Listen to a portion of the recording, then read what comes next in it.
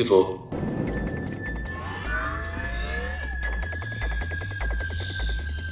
左手3點。 Assalamualaikum warahmatullahi wabarakatuh. Halo sahabat Quote Film dimanapun kalian berada. Pada kesempatan kali ini QF akan kembali mereview film dengan judul From Vegas to Macau 2. Film ini adalah sambungan dari film sebelumnya dengan judul yang sama, dengan alur film tentang perjudian si dewa judi Chow Yun Fat. Jadi sahabat, jika ingin lebih mengerti alurnya, silahkan sahabat klik link yang ada di deskripsi di bawah ini. Oke sahabat, tanpa perlu berlama-lama, kita langsung saja ulas alur cerita filmnya.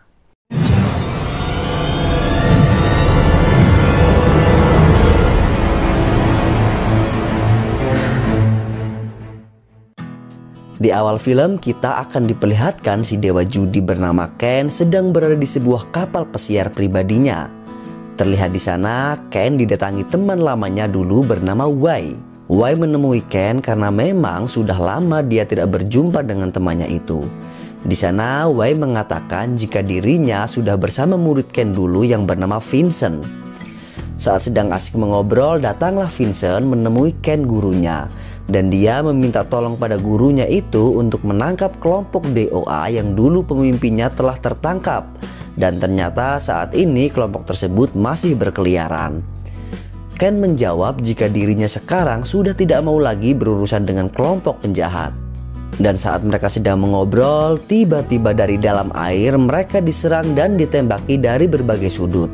Untungnya Ken, Vincent, dan Wei dapat mengalahkan para penjahat yang menyerang mereka. Ternyata yang menembaki mereka adalah anggota dari DOA yang mencoba balas dendam karena dulu pemimpinnya pernah ditangkap karena Ken. Scene pun berganti. Ken yang sedang berada di rumahnya, dia didatangi para anggota Interpol yang juga meminta bantuan dari Ken untuk menangkap bos dari DOA. Di sana juga ada Vincent yang ternyata sekarang dia menjadi salah satu anggota dari Interpol. Ken yang terkaget dan marah karena muridnya itu menjadi anggota Interpol, dia pun meninggalkan mereka sambil mengerjai salah satu Interpol dengan fasilitas keamanan yang terpasang di dalam rumahnya. Malam harinya, Wei yang datang lagi menemui Ken, dia mencoba membujuk Ken untuk membantu Interpol dan dia juga memberikan flash disk dari Vincent. Setelah flash disk itu dibuka dengan menggunakan robot pembantu miliknya, terlihatlah gambar hologram Vincent dan memberikan pesan jika dia akan pergi ke Thailand untuk menangkap Sioma, sepupu dari Tuan Ko yang dulu menjadi pimpinan DOA, dan menggali informasi darinya. Sioma mempunyai uang 1,5 miliar dolar dari Tuan Ko dan dia sekarang menjadi incaran DOA yang baru untuk mengambil uangnya tersebut. Vincent juga mengatakan terima kasih kepada Ken yang selama ini sudah merawatnya dan membantunya. Bahkan Vincent menganggap Ken sudah menjadi seperti ayah kandungnya sendiri. Mendengar itu menjadikan Ken terharu dan menangis. Scene pun berganti. Di Thailand terlihat Sioma bersama anaknya di salah satu rumah susun. Tiba-tiba Sioma mencurigai kedatangan anggota DOA yang akan menangkapnya, lalu dia menyiapkan sebuah jebakan. Setelah menyiapkan jebakannya, benar saja para anggota DOA yang telah sampai di sana untuk menangkap Sioma. Salah satu anggota polisi yang menyamar menjadi kelompok DOA, dia menghubungi markas Interpol di Thailand jika dia sudah menemukan keberadaan Sioma. Namun setelah mengabari Interpol, dia ketahuan dan langsung dihajar hingga meninggal. Para kelompok DOA yang menggeledah rumah susun itu tiba-tiba saat membuka kamar Sioma, terjadi ledakan yang memang sudah dipersiapkan sebelumnya hingga membuat sebagian kelompok itu tewas. Terlihat dari jendela, Sioma kabur dengan anaknya menggunakan sepeda motor dan semua anggota DOA mengejarnya. Namun saat dikejar dan akan tertangkap, ternyata orang tersebut bukanlah Sioma. Dan di lain tempat, Sioma keluar dari rumah susun dengan santainya. Tapi saat berjalan keluar, dia langsung dikepung oleh para Interpol dan membawa Sioma ke markas Interpol. 快啲嚟！ 哥哥哥哥哥， 阿女啊，攞個罐過嚟啊！ 好重啊！ 唔該。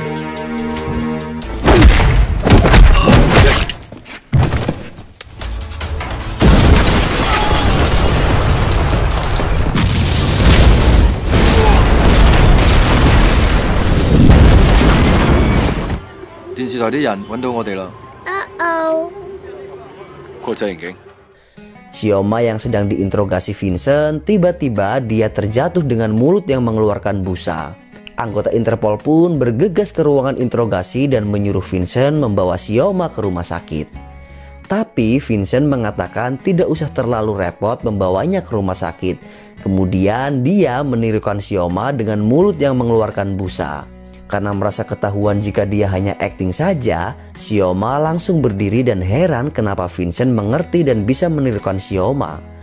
Vincent mengatakan jika trik itu adalah ciptaan dari gurunya si dewa judi dan dia tahu bagaimana caranya. Terlihat di luar markas sudah banyak anggota DOA yang mengintai tempat tersebut untuk menangkap Xioma. Dan selang beberapa saat, markas itu diserang dari berbagai arah, bahkan meledakkan markas Interpol. Aksi tembak-tembakan pun tak terhindari lagi di sana, hingga membuat para polisi tertembak karena banyaknya anggota DOA yang menyergap di sana. Di saat para polisi terpojok, tiba-tiba datang Ken si dewa judi yang langsung menumbangkan banyak anggota DOA menggunakan kartu emasnya. Di sana, Ken menggunakan kuku jarinya untuk melihat keadaan para DOA di balik tembok dan memberikan aba-aba kepada Vincent untuk menyerang mereka.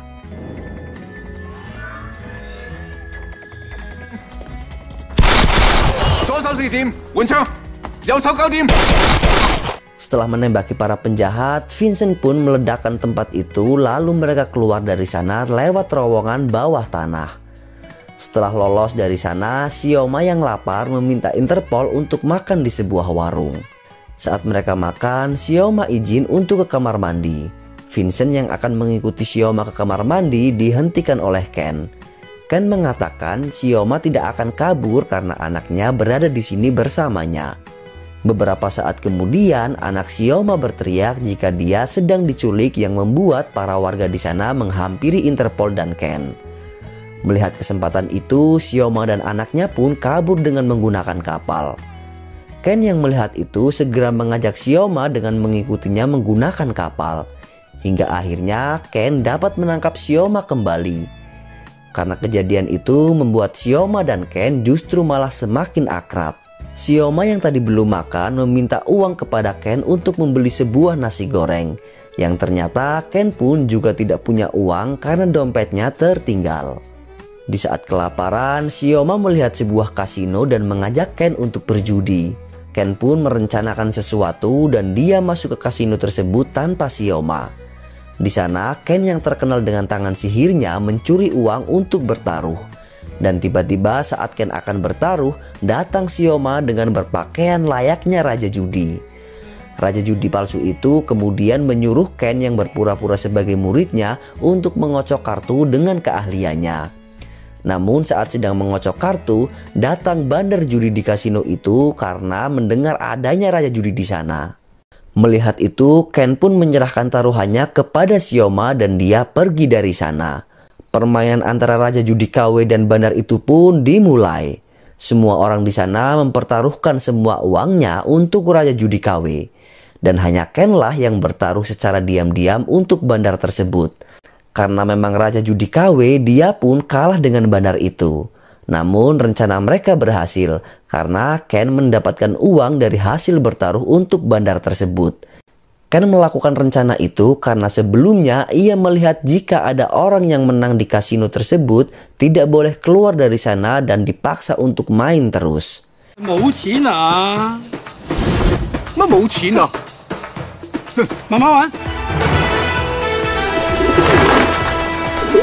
Chocolate hả?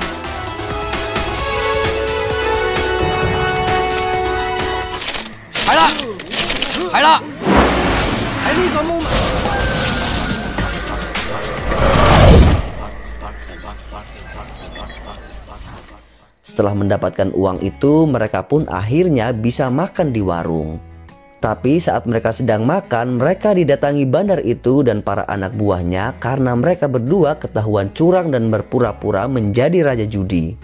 Bandar itu pun membawa anak Xioma untuk dijadikan sandera karena Ken dan Xioma harus membayar kerugian kasino itu. Akhirnya Xiaoma mengajak Ken ke sebuah arena pertarungan di Thailand. Di sana Xiaoma mencoba meminjam uang kepada temannya untuk menebus anaknya yang disandra. Tapi teman Xiaoma menyuruh melawan Raja Tinju itu jika dia menginginkan uang tersebut. Di sana Ken melihat mantan pacarnya dulu bernama Mao Cho bersama seorang laki-laki. Ken pun menghampiri mereka berdua. Di sana Ken yang akan bertarung dengan Raja Tinju diremehkan oleh laki-laki tersebut karena badannya yang krempeng. Mendengar itu Ken pun merasa tertantang karena diremehkan. Dan pertandingan antara Ken dan Raja Tinju Thailand pun dimulai. Ken yang memang bukan ahli tinju, dia pun hanya berlari di arena tersebut. Hingga pada ronde keempat saat istirahat, Xiaoma yang menyamar menjadi tim Raja Tinju memberikan cairan pengaku otot untuk petinju itu. Dan benar saja saat akan menyerang, Raja Tinju itu tiba-tiba gerakannya menjadi kaku dan dengan mudahnya Ken dapat mengalahkannya. Setelah mengalahkan Raja Tinju itu, Xiaoma yang mendapatkan uang tersebut bergegas menebus anaknya yang disandra. Saat akan pergi, Ken mengatakan kepada Xiaoma jika dia harus datang ke Macau ke rumah Ken. Scene pun berganti. Xiaoma yang telah menebus anaknya, dia pun pergi ke rumah Ken. Di saat mereka sedang mengobrol, Ken mendapatkan telepon dari mantan pacarnya jika dia diundang untuk berjudi di acara amal. Karena yang mengundang mantan pacarnya, Ken pun bergegas menuju acara tersebut. Tiba di sana, Ken melihat David, orang yang pernah dikalahkannya dulu. David pun melihat Ken dengan penuh rasa dendam. Saat kemudian ternyata di sana juga ada laki-laki yang bersama Mao Cho di arena tinju. Dia menantang Ken untuk bermain poker dan hasil uangnya akan disumbangkan ke badan penyalur amal. David yang mendengar hal itu, dia pun juga menantang Ken untuk balas dendam kepadanya. Perjudian pun dimulai. Terlihat Becker si rambut putih mendapatkan 8 skop dan queen skop. David mendapatkan double as, Ken mendapatkan double 10 dan si jubah putih mendapatkan jack keriting dan kak keriting. Merasa mendapatkan kartu yang tinggi, David pun membuka taruhan dengan 1,2 juta dolar. Si rambut putih, Ken dan Becker pun ikut dalam taruhan itu. Bandar pun membuka 3 kartu dan terlihat yang keluar adalah jack 10 dan queen. Dan lagi-lagi David menambah taruhannya menjadi 7,2 juta dolar. Terlihat Becker dan orang berjas putih saling menunjukkan kartu mereka. Kemudian dia menambahkan lagi taruhannya menjadi 10 juta dolar. Bukannya takut, Ken justru menaruhkan semua uangnya. Dan hanya laki-laki berjas putih yang ikut dalam taruhan tersebut. Sedangkan David karena takut dia tidak ikut dalam taruhan itu. Kemudian kartu terakhir pun dibuka dan terlihat kartu jack yang membuat si jas putih merasa sudah menang karena kartunya triple jack. Namun tiba-tiba saat Ken membuka kartu yang semula dia mempunyai double 10, sekarang dia mendapatkan royal flush dengan as skop dan queen skop. Ternyata dalam pertandingan itu David yang semula adalah musuhnya, sekarang dia menjadi anak buahnya dan dia menukar kartu miliknya dan milik Becker untuk diberikan kepada Ken. Di lain tempat, anak buah DOA menyerang rumah Ken karena keberadaan Xiaoma di sana.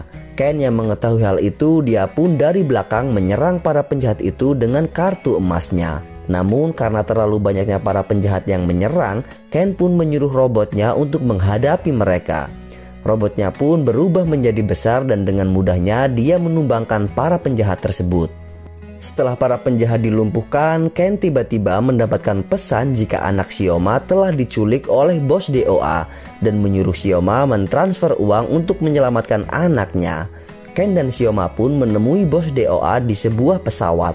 Di sana Xiaoma mulai mentransfer uang sebesar 1,5 miliar dolar itu ke rekening DOA. Xiaoma pun ditunjukkan keberadaan anaknya yang akan dijatuhkan dari pesawat. Sesaat kemudian bos DOA yang sebenarnya pun keluar dan ternyata dia adalah Mao Cho, mantan pacar Ken. Mao Cho menantang Ken untuk bermain memilih kartu terbesar. Dan jika Ken kalah, Mao Cho akan menjatuhkan Xiaoma dan anaknya dari pesawat. Dengan sangat terpaksa, Ken pun menuruti keinginan Mao Cho. Dan lagi-lagi Ken memenangkan taruhan itu yang membuat Mao Cho kalah. 我哋鬥快睇邊個攞副最大嘅。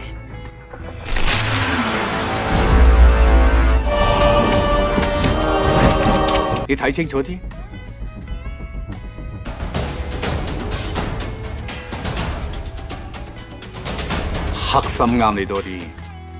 Selang beberapa saat datang Vincent untuk menyelamatkan gurunya. Di sana dia menghadapi para anak buah DOA dan mengalahkan mereka. Karena merasa tersudut, Mao Cho pun bergegas pergi melompat dengan parasut dari pesawat. Ken yang melihat itu, dia pun mencoba menghentikannya. Tapi tidak disangka Mao Cho justru melepas parasutnya lalu dia loncat dari atas pesawat. Kemudian film pun berakhir.